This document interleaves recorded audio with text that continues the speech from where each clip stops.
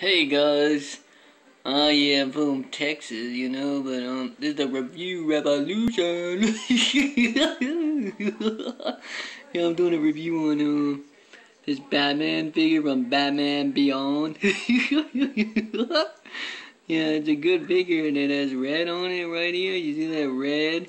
And then there's this green paw right here, and then his face is black. And then there's a kind of a grayish, silverish kind of thing. Yeah, it's a little bit older figure, though. It's the greatest. And there's a Kyle Rayner figure I have. It's crap. It sucks. What the hell are you doing, man? I hate the review revolution. Anyways, the review revolution. Real funny. You suck. You can't review nothing.